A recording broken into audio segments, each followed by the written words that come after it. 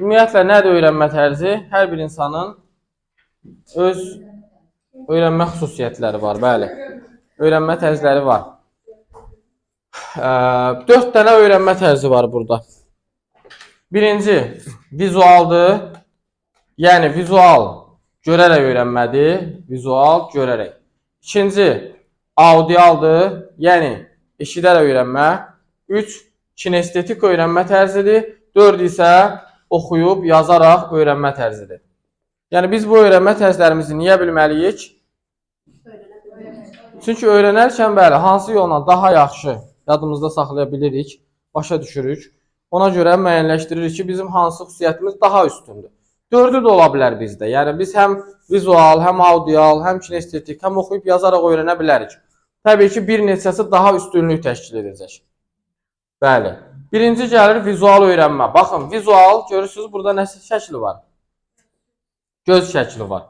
Yəni, vizual odur ki, görərək öyrənən insanlar.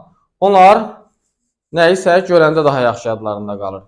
Məsələn, lövhədən istifadə olunursa, vizual öyrənənlər bunu sevir. Çünki görür, göz yaddaşı ilə oradakı yazılar, şəkillər və s. yadında qalır. Bu şəkildə yəni daha yaxşı öyrənməni bacarır. Bu insanları şəkillərlə, rəsmlərlə, sonra həmin o hissələri işarələməklə, rəngləməklə öyrənməyi sevirlər. Bu olur vizual öyrənmə tərzi. Məlumatı görməyə üstünlük verirlər. Təsəvvürlərində vizuallaşdırırlar. Məsələn, mövzunu oxuyanda beynində canlandırır həmin o hadisəni. Qrafik, diaqram, şəkil, xəritələr hamısı aiddir vizual öyrənməyə. Vizual öyrənən insanların göz yaddaşı dediyim kimi güclüdür. Onlar getdiyi yolu yaxşı yadlarında saxlamağı bacarırlar. Bir dəfə getsin, o yol yadında qalacaq. Sizin yadınızda qalır? Qalır. Sonra gördükləri yuxuları belə yaxşı yadlarında saxlaya bilirlər. Sizin qalır yuxularınıza.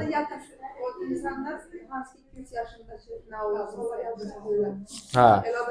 Bəli, yadında qalır. Yəni, bunların göz yaddaşı, görsəl yaddaşı güclüdür.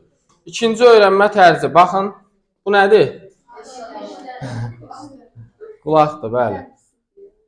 Necə? Adamın yuxusu gəlir, eşidərək öyrənəndə. Hə, audial öyrənmə eşidərək öyrənməkdir. Eşidərək öyrənmək. Bu insanlarda daha çox səsli şəkildə. Ya özü ucadan oxuyur, uca səslə oxuyur, bu şəkildə yadında saxlayır.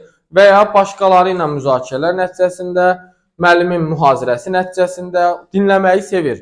Həm özü danışmağı, həm dinləməyi sevir. Bu cür daha yaxşı yadında qalır. Öyrənmək üçün əsas vasitəsi dinləməkdir.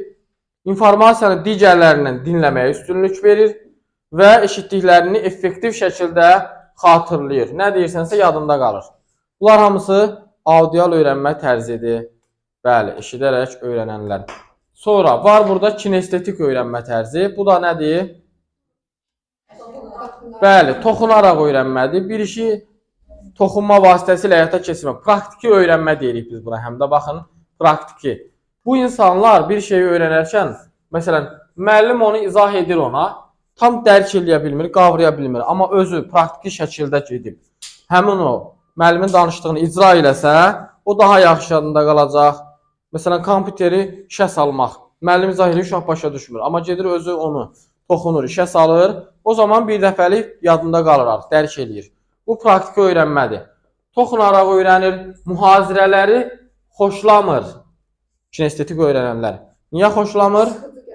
Bəli, yəni o hərəkəti istəyir, hərəkətli olmaq istəyir. Amma mühazirədə oturur, dinləyir. Bu yüzdən də neynəmir? Mühazirəni xoşlamır. Mühazirəni kim xoşlayırdı? Audial öyrənən, dinləməyi sevənlər mühazirəni xoşlayır. Kinestetiklər xoşlamır. Qurmaq, yaratmaq, bunlar hamısı kinestetik öyrənmədir. Yəni bir işi nəsə düzəldir, qurur, yaradır. Mexanizmlərə və detallara maraq göstərir. Bunlar hamısı kinestetikdir. Rollu oyunlarla öyrənir, laboratoriyalarda. Yəni nə qədər hərəkətli işlər varsa, kinestetik onu sevir. Və dördüncü öyrənmə tərzi də burada oxuyub, yazaraq öyrənmədir. Oxuyub, yazaraq öyrənmədə adına məlumdur. Yəni oxumağı və yazmağı sevir. Bu cür daha yaxşı da yadında qalır. Ən çox da qeydlər götürür. Oxumaqla öyrənir. Yəni görməklə öyrənmək üçün. Baxın, görməklə öyrənənlər daha çox sən şəkillər, xəritələr, cədvəllər budur görmək. Amma oxumaq odur ki, sən yazıları oxuyursan. Yazıları oxuyub belə öyrənirsən. Yox, bəli, buna götürürük. Yazılı qeydləri rahatlıqla edir. Qeydlər əsasında fikrini ümumiləşdirir. Mətni oxumağa maraq göstərir. Oxumaq, yazmaq, qeydlər götürmək. Məsələn, kitabxanaya gedir, oradan qeydlər götürür. Müxtəlif mənbələrdən araşdırmalar edir. Bunlar olur oxuyub yazaraq öyrənənlər. Baxın, burada sizin üçün, özünüzü yoxlamaq üçün testlər verilibdir. Öz öyrənmə xüsusiyyətinizi yoxlamaq üçün. Məsələn, burada nə edirik? Misal üçün, hamısını işləyirik, özümüz öz cavabımızı seçirik də burada, özümüzə uyğun olan cavabı. Sonda sayırıq, 15 dənə sualdır. Sonda sayırıq. Misal üçün, əgər A variantı çox çıxsa, deməli vizualdır. B variantı çox çıxsa, audialdır. C kinestetikdir, D də oxuyub yazaraq. Yox, indi bir neçəsi elə belə baxacaq maraq üçün. Yəni bu özünüz üçün də elə belə baxacaq istəyirlər. Misal üçün deyək, sizə görə imtahana hazırlaşmaq üçün ən yaxşı yol hansıdır? Buradakı yollardan qrafik və diaqramlarla vasitəsilə öyrənmək. D variantı. Kiminsə mövzu ilə bağlı suallarına səsli olaraq cavab vermək. Hərəkət edərək, otaqda gəzərək oxumaq və öz-özünə danışmaq. Kitab oxumaq və ya gördüyüm qeydləri nəzərdən keçirmək. D variantı. Daha çox hansıdır? D variantı. C, D. Hərəkət edərək, kinestetik otaqda gəzərək oxuyur. Kitab oxuyan, götürdüyü qeydlərdən öyrənən, oxuyub yazaraqdır. Bu da ki, vizualdır qrafiklər. Audialdakı başqasının səsili dərsini izləməkdir. Və yaxud da, misal üçün, kompüterdə yeni proqram öyrənmək istəyəndə siz hansını seçərsiniz? B variantı. Məncə ən idealıdır. C. Sınaq və səhv yolu ilə özüm öyrənirəm. Bu artıq nədir? Kinestetik. Özüm öyrənirəm, kinestetik. Praktiki yəni.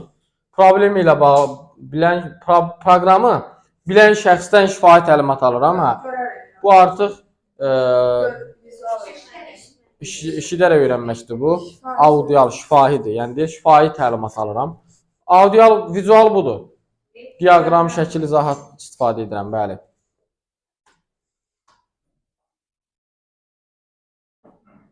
Hər hansı bir oyunda qalib gəlsəydiniz, hansı mükafat alardınız? Seçərdiniz. Rəngli poster. Rəngli poster. Oynamıram. Maraq dairəmdə deyiləkdir.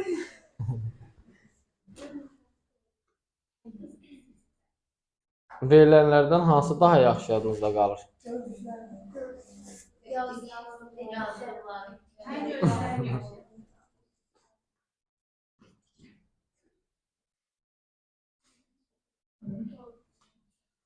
Maraqlı bir sual var.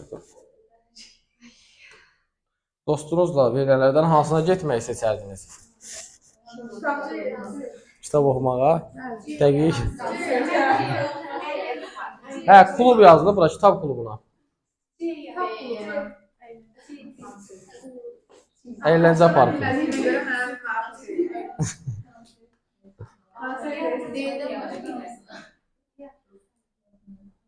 Musiqi dinləyərkən daha çox nə edirsiniz?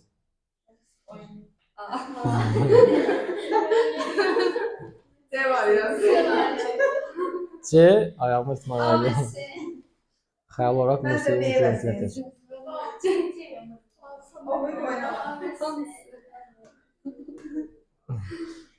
Verilənlərdən hansı sinif sevimli fənninizdir?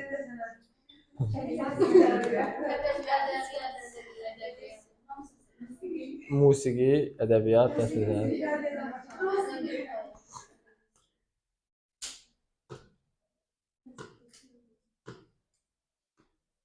Belə. Deməli, bunu elə belə özünüz üçün yəni işləyəcəksiniz. Sonra diferensial təlim gəlir. Diferensial təlim nədir?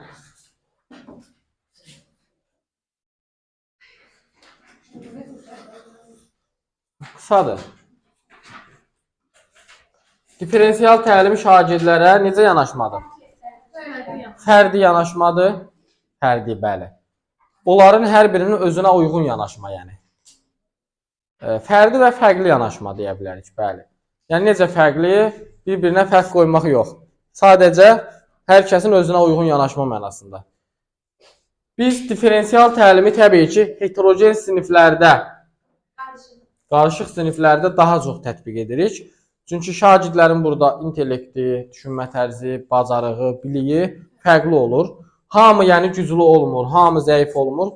Müxtəlif xüsusiyyətli şagirdlər olur. Heterogen qruplarda artıq şagirdlərin təlim ehtiyacları da fərqlidir. Ona görə də biz təlim ehtiyacı fərqli olan heterogen qruplarda şagirdlərin özlərinə uyğun bir yanaşma nümayiş etdirməliyik. Heterogen, daha doğrusu diferensial təlimi həyata keçirmək üçün müəllim ilk növbədə bu 3 məqama diqqət yetirməlidir. Birincisi, şagirdlərin marağını nəzərə almalıdır. Şagird, yəni, nəyi maraqlandırır onu, hansı mövzu, hansı sahə onun üçün maraqlıdır. İkinci, şagirdin hazırlıq səviyyəsi. Şagird nəyi öyrənib və nəyi öyrənməlidir. Hazırlıq səviyyəsi budur. Yəni, nəyi bilir və nəyi bilməlidir. Bir də öyrənmə tərzi. Şagirdlərin məzmunu hansı yolla daha yaxşı öyrənməsi. Bəli, hansı yolla bayaq dediyimiz öyrənmə tərzlərindən. Vizual mı, audial mı, kinestetik mi, oxuyub yazaraq mı və s. Hansı öyrənmə tərzindən daha yaxşı yadında qalır. Əlavə olaraq şagirdlərin yaş xüsusiyyətini mütləq etməliyik. Nəzərə almalıyıq ki, şagirdlərin yaş xüsusiyyətləri, bir çox şeyi nəzərə almalıyıq. Sinifin ümumi quruluşunu nəzərə almalıyıq, şagird sayın və s. Fərdi yanaşma göstərmək üçün. Ümumiyyətlə, diferensial təlimin 4 əsas komponenti var. Birinci komponent məzmun komponentidir. Nədir məzmun? Məzmun, baxın, burada yazılıb, deyir, şagirdə ötürülən informasiyadır. Mən şagirdə informasiyanı necə ötürməliyəm? Dərs zamanı müəllim ilk növbədə alt standartın tələblərinə uyğun olaraq məzmunu formalaşdırmalıdır. Təbii ki, bu ilk qaydamızda alt standarta uyğun olması. Deyir ki, bəzi siniflərdə şagirdlərin qavraması yaxşı, bəzilərində zəif ola bilər. Bunun üçün nə etməliyik? Tapşırıq hazırlayarkən təbii ki, nəyə diqqət yetiririk? Bloom'un, bəli, idrak taksonomiyasının mərhələlərindəki bir sinifdə dediyimiz kimi zəif şagird də var, güclü şagird də var, qavraması yaxşı olan, qavraması zəif olan şagird də var. Hər kəsi nəzərə alaraq 6 mərhələdə suallar hazırlayırıq. Yəni, xatırlamaq, anlamaq, tətbiq etmək, təhlil etmək, dəyərləndirmək və yaratmaq mərhələsinə aid olan suallar hazırlamalıyıq ki, hər kəsi nəzərə almış olaq. Diferensial təlim, baxın, bərabər imkanların qorunmasıdır. Diferensial təlimdə bərabər imkanlar qorunur. İnklüziv təhsil qorunur. Yəni, bunlar belə deyək də, elə bilin ki, bacı qardaşdırlar. Bu, diferensial təlimdir, inklüziv təhsildir, bərabər imkanlardır. Bunların hamısında demək olar ki, məqsəd eynidir. Şagirdlərin özlərinə uyğun yanaşmaq, onları, belə deyək də, sinifdə hər kəsə uyğun bir şərait qurmaq. Diferensial təlimdə də budur, yəni, hər kəsə uyğun bir şəraitin qurulmasıdır. Fərdi yanaşmadır. Məzmun komponentində müəllim standarta uyğun ilk növbədə məzmunu müəyyənləşdirir, sonra idrak taksonomiyasına uyğun suallar tərtib edir, mövzunu şagirdlərə uyğun müəyyənləşdirir və s. Bunlar əsas olur məzmun komponentində. Məzmunda yəni bunlar öz əksini tapır. Burada da nümunə olaraq taksonomiyanın suallarını verib. Misal üçün, tolerantlıq nədir? Bu hansı mərhələdir? Xatırlamaq. Tolerantlığın növlərini onların mahiyyəti ilə uyğunlaşdırın. Anlamaq. Sonra deyir, nümayiş etdirin. Tətbiq də artıq. Digərləri də digər mərhələlərdir. Təhlil, dəyərləndirmə və yaratmağa aid suallardır. Yəni, nümunə kimi göstərir ki, belə suallar hazırlayın, yəni şagirdlər üçün. İkinci komponentimiz gəlir diferensial təlimdə proses. Baxın, ümumiyyətlə yadda saxlayın. Diferensial təlim dərsin hər mərhələsində tətbiq oluna bilər. Yəni, mən sadəcə şagirdə tapşırıq verəndə onunla fərdi yanaşım və ya qiymətləndirəndə yox. Bütün komponentində həm mövzu seçərkən, dərsə başlayanda məzmun komponentində, həm dərsi qurarkən prosesdə, bütün komponentlərində, yəni dərsin biz diferensiallığı gözləyə bilərik. Proses komponenti dərsin şagirdlər üçün düzgün qurulmasıdır. Biz dərsi şagirdlər üçün burada düzgün qururuq proses komponentində. Necə düzgün qururuq? Prosesdə müəllim şagirdlərə uyğun bir iş icra edir. Burada proses və nəticə komponenti var. Bu ikisi bir-birinə çox bənzəyir. Bir fərqi var. Fərq nədir? Birazdan nümunələr üzərində göstərəcəm. Prosesi quran kimdir? Müəllimdir də, yəni prosesi quran. O prosesi şagirdlər üçün qurur. Yəni mövzunu onlar üçün tədris eləyir. Bu zaman müəllimin şagirdlərə seçim verməsi vacibdir. Yəni müəllim şagirdlərə seçim verir, onlara işi qurmaq üçün şərait yaradır. Amma bundan sonra gələn komponenti, nəticə komponentində orada artıq nəticə nədir? Nədir nəticə? Nəticə. Artıq şagirdin öyrəndiyini göstərməsi də nəticə, düzdür? Öyrəndiyini tətbiq etməsi, göstərməsi də nəticə. Nəticə komponentində nə olmalıdır? Şagirdə seçim veririk ki, artıq özünə uyğun şəkildə gəlsin, təqdim eləsin. Yəni, prosesdə müəllim şagirdə uyğun şəkildə bir fəaliyyət həyata keçirir. Nəticədə isə şagird özü artıq öz istədiyi şəkildə gəlir, neyinir? Dərsini müəllimə təqdim edir. Proses komponentində dediyim kimi, burada baxın, nümunə olaraq misal üçün, oxu materiallarını vizual və sözlə öyrənənlərə uyğun seçmək. Müəllim neyinir? Vizual və sözlə öyrənənlərə uyğun seçir. Görürsünüz, müəllim seçir. Amma şagirdlərə uyğun seçir. Öz istəyinə görə seçmir.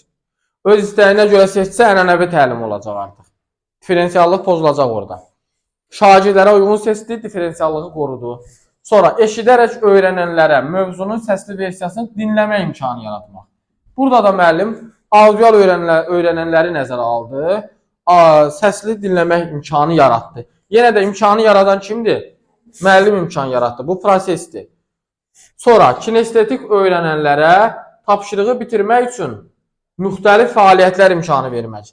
Kinestetik öyrənənlərə hərəkətli bir şəkildə öyrənə bilmək üçün onlara imkan verir ki, hərəkətli bir fəaliyyət həyata keçirsinlər. Yenə də imkan verir. Kim imkan verir? Müəllim imkan verir onlara, şərait yaradır.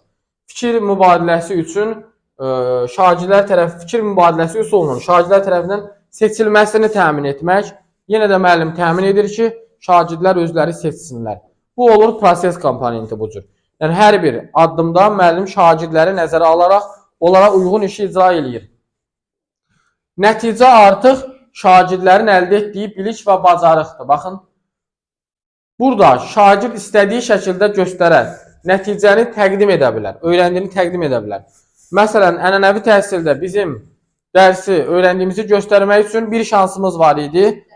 O da nə idi? Bəli, dərsi danışmaq. Yəni sən gəl dərsi danış. Bu qədər. Və nəticə komponentində biz artıq şagirdə verəndə sərbəstlik ki, istədiyin şəkildə gəl təqdim elə. Bu zaman hamı üçün uyğun olur. Kim necə istəyir, gəlib təqdim eləyəcək. Müəllim üçün burada vacib olan nədir? Şagirdin öyrənməsi, öyrəndiyini göstərməsi. Yəni mən görüm ki, sən öyrənmisən. İstəyirsən gəl dərsi danış. İstəyirsən video çarx hazırla gətir. İstəyirsən gəl səhnələşdir.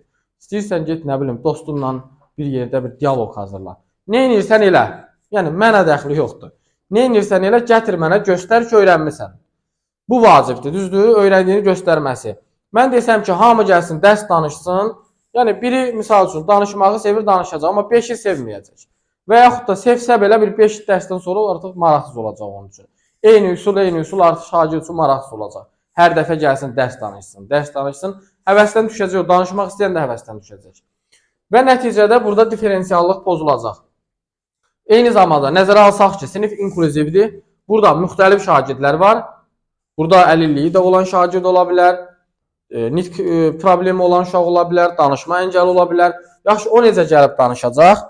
Deməli, bu halda bizim yalnız sən gəl dərs danış kimi seçim verməyimiz yanlışdır. Yəni, hər kəsi nəzərə almalıyıq. O uşaq da, əgər mən bu cür ona seçim versəm ki, istədiyin kimi gəl təqdim elə, məsəl üçün, nitqində problem varsa, gəlib hər hansı bir əl işi ilə göstərəcək. Deyək, əlilliyi varsa, gəlib ən azından danışacaq, ya yerindən hər hansı bir işi icra edəcək. Əsas odur ki, öyrəndiyini göstərəcək, yəni. Diferensial təlimin nəticə komponenti budur. Sən öyrəndiyini istədiyin bir formada təqdim edə bilərsən nəticədə. Misal üçün, baxın, bu komponentlərdə deyil, yazıb oxuyaraq öyrənən şagird mətnlə bağlı neyinir? Yazı hazırlayır. Yəni, sən bunu sevirsənsə, get mətnlə bağlı yazı hazırla gətir mənə. Vizual öyrənən qrafik təsvirlərlə nəsə hazırlayır. Eşidərək öyrənən səsli məruzə edir. Kinestetik öyrənən gəlir neyinir? səhnələşdirir. Hər kəs özünə uyğun bir işi hazırlayır, gətirir, təqdim edir. Məsələn, proses komponenti olsaydı, deyərdik ki, məsələn, eşidərək öyrənənə aid. Eşidərək öyrənənlərə səsli məruzə etmək imkanı yaratdı. Düzdür? Prosesin cümləsidir bu. Proses komponenti müəllim yaradır. Amma burada nə deyirik? Eşidərək öyrənənlər artıq özləri səsli məruzə edirlər. Bu artıq nəticə şagirdin gördüyü işdir. Birbaşa özü icra edir. Prosesdə amma müəllim ona şərait yaradırdı. Orada müəllimin şərait yaratdığı vurğulanırdı. Düzdür? Yadınızda qaldı mı bunların fərqi? Başa düşdünüz? Birazdan testlərdə göstərəcəm. Bir də ən sonuncu komponenti qiymətləndirmədir diferensial təlimin. Qiymətləndirmədə də ki, müəllim formativ və summativ qiymətləndirmə keçirir təbii ki, dərs prosesində. Formativi keçirəndə hər gün şagirdə düzgün rəylər verməlidir. Onların özlərinə uyğun spesifik rəylər verməlidir. Ümumi rəylər verməməlidir. Summativ qiymətləndirməni də keçirəndən sonra şagirdlərlə əks əlaqə qurub yenə də onlara spesifik rəylər verməlidir. Bir şey yadda saxlayın ki, summativ qiymətləndirmədə rəy vermə yoxdur. Əks əlaqə qurulmur. Yəni, summativ rəsmi qiymətləndirmədir. Şagirdin nailiyyəti orada rəsmi olaraq sənədlərə yazılır. Buna görə də summativ gedən zaman şagirdə rəy vermək, ona kömək etmək, yol göstərmək olmaz. Özü sərbəst icra eləməlidir. Yekunlaşdırıcı əks əlaqə qura bilərik. Summativ əks əlaqə yekunlaşdırıcıdır. Yəni, proses bitəndən sonra müəllim şagirdlərin nəticəsini təhlil edib onlara rəy verə bilər. Bu olacaq summativ əks əlaqə. Yəni, summativin diferensiallığının qorunması olacaq. Bu da qiymətləndirmə komponenti olacaq. Belə, 4 dənə əsas komponenti var və mən burada belə bir, baxın, maraqlı bir şəkil var. Bərabərlik, ədalətlilik və inklüzivlik. Gəlin bərabərliyə baxaq, birinci. Balaca boydur, orta boydur, hündür boy, düzdür. Hamısının ayağının altına bərabər şəkildə taxtaları qoymuşuq ki, digər tərəfə baxma şansları olsun. Amma bərabər yanaşsaq da ədalətli yanaşa bilməmişik. Görürsünüz, bərabərliyi qoruduq, amma ədalətli olmadı. Bu onsuz da boy balacadır. Yenə də görmür o tərəfi. Bu onsuz da hündürdür. Bu olmasa belə görə bilərdi, düzdür? Burada ədalətli yanaşmışıq. Daha dedik, sənə lazım deyil. Aldıq, qoyduq balaca boyun ayağının altına. O artıq nə edir? Rahatlıqla digər tərəfi görür. Ədalətli yanaşsaq da inklüziv yanaşa bilmədik yenə də.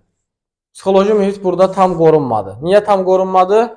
Çünki bu, bəli, artıq bu balaca boy orada pis olacaq, birinci. Bu hündür boyun da haqqına girdi. Onun da ayağının altında olmaq, yəni o deyəcək, nə olsun ki, boyun hündürdür. Amma bura baxın, baxın, inklüziv mühitə baxın. Burada nə fərq görürsünüz?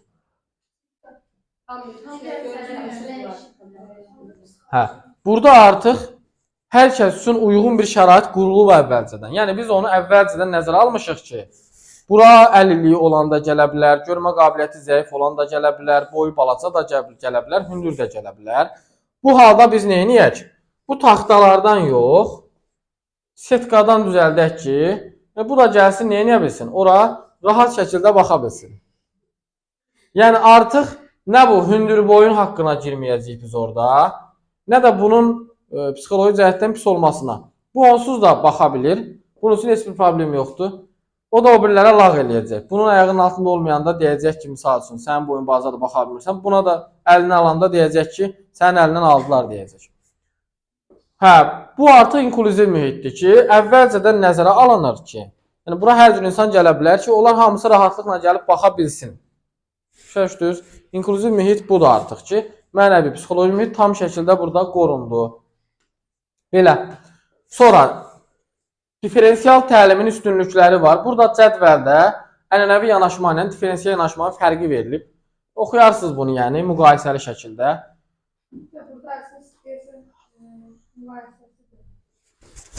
Hə. Diferensial təlimin üstünlükləri var. Nədir üstünlükləri? Birinci üstünlüyü odur ki, bayaq dediyim kimi, diferensial təlim yüksək qabiliyyətli şagirdlərlə yanaşı, əlilliyi olan şagirdlərin də dərsə cəlb olmasına şərait yaradır. Çünki müəllim hamıya seçim verir və hər kəs də özünə uyğun bir iş icra edir. İkincisi, şagirdlərə materialı necə öyrənə biləcəklərinə dair daha çox seçim verildikdə, onlar öz üzərlərində bir məsuliyyət hiss edirlər. Yəni müəllim onlara bir məsuliyyət yükləmiş olur ki, şagirdlər daha çox məsuliyyətli olurlar və deyir, müəllimlər öyrənmə prosesini şagirdlərin təlim ehtiyacı üzərindən qurduqda, siniflərdə daha az nizam-intizam pozuntusuna rast gəlinir. Uşaq dərsi niyə pozur bir çox hallarda? Dərs maraqsız olur, öyrənmə prosesi yoxdur, dərs keçmir müəllim, yəni bir sözlə. 90% siniflərdə dərsdə sinifin qaynamasının səbəbi bir təbii ki, müəllimin idarə etmə bacarığı olmamasıdır, bir də dərsin düzgün qurulmamasıdır. Bəli, yəni diferensiallığın qorunmamasıdır. Normal şəkildə dərs keçirilən sinifdə, yəni o qədər də güclü xaotik səs-küy baş vermir. Şüra səs-küy olur, müzakirələr aparılır və s.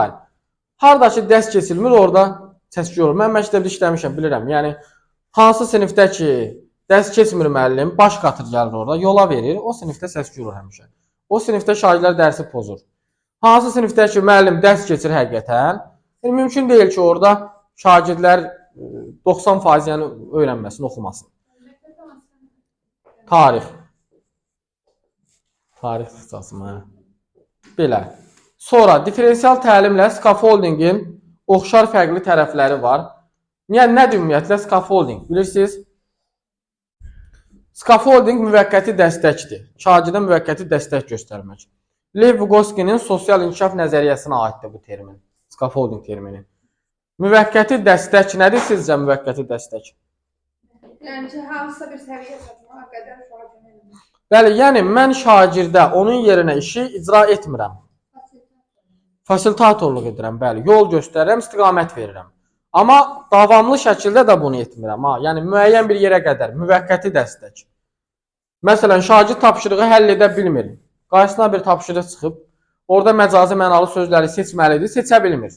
Əgər müəllim gəlib, altından xətt çəkir ki, bu məcazidir, bu məcazidir. Burada scaffoldingi pozur. Düzdür? Çünki hazır şəkildə ona dedi ki, bu məcazi mənalı sözdür. Burada öyrənmə olmadı artıq. O zaman scaffolding olacaq ki, müəllim neynəsin? Bəli, məcazi mənalı sözləri izah edə bilər məsələn. Uşaq başa düşsün, özü seçsin onu. O işi özü görsün, tapsın o cümlədəki məcazi mənalı sözü.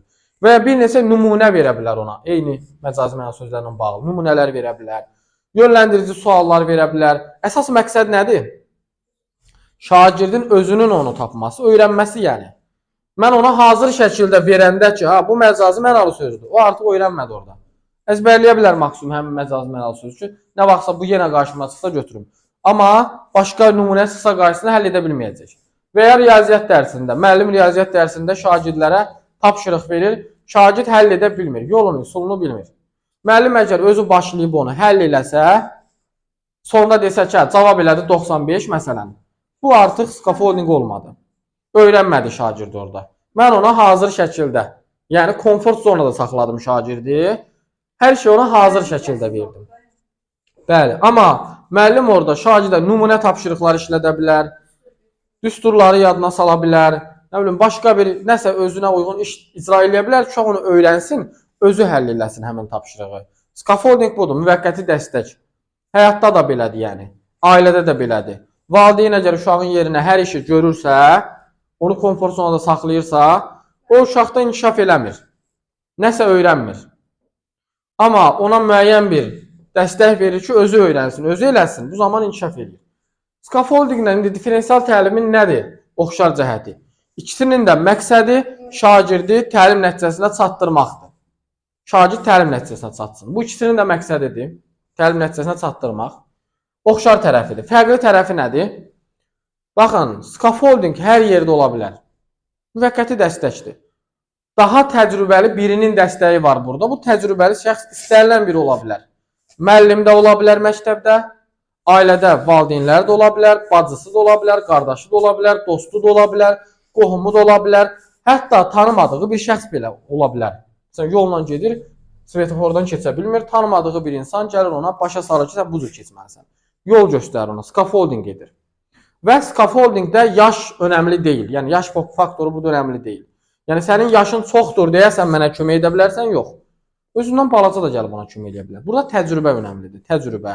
Məsələn, görürsüz, ailədə bəzən böyük uşağa gəlib balaca uşaq nəsə öyrədir. Deyirsən, bunu belə eləməlisən, onu elə eləmə, belə elə. Niyə?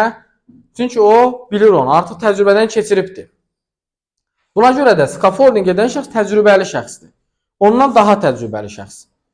Hər yerdə ola bilər scaffolding, bütün təlim mühitində, hər yerdə. Amma diferensial təlim dərs prosesində olur. Təlimdir bu, təlim zamanı olur. Təlim zamanı müəllimin şagirdə fərdi yanaşmasıdır. Yəni, dərs quruldu, müəllim fərdi yanaşdı şagirdlərə. Dərs bitəndə artıq diferensial təlimdə yekunlaşır. Mən gedib daha çöldə cəmaata fərdi yanaşmayacağam ki, ya müəllimlər otağında müəllimlərə. Dərs prosesində şagirdə fərdi yanaşıram və bununla da bitir. Diferensial təlim, yəni scaffoldingin tərkib hissəsidir. Diferensial təlim scaffoldingin daxilində yer alan bir prosesdir. Scaffolding daha geniş anlayışdır. Diferensial təlim onun tərkibində yer alan bir prosesdir. Başa düşdünüz? Və bir də bunu da bilin ki, scaffolding fasilitasiyasız ola bilməz. Fasilitator olmalıdır mütləq orada. Daha təcrübəli biri. Amma diferensial təlim fasilitasiyasız da ola bilər. Niyə? Çünki bayaq dedik, şagirdlərin bəziləri tək işləməyi bacarır, bəziləri amma köməyə ehtiyacı olur. Yəni, diferensial təlimdə müəllim fərdi yanaşır. Görür ki, bu uşağın ehtiyacı yoxdur heç köməkliyə. Get sən tək başına işlə, işini gör. Yəni, bacarırsan onsuz da bunu. Amma köməyə ehtiyac ona kömək edəcək, scaffolding edəcək ona. Deməli, yəni diferensial təlim fasilitasiyasız da ola bilər. Köməksiz də ola bilər. Seçim verirəm, gedir özü eləyir. Amma scaffolding mütləq fasilitasiya olmalıdır. Yəni yol göstərən şəxs olmalıdır orada. Belə, bu qədər. Bu bizim yeni dərsimizdir. Bunu öyrənib testlərini işləyəcəksiniz. Çətin deyildi ki? Çətin deyil, yox. Nəyiniz var?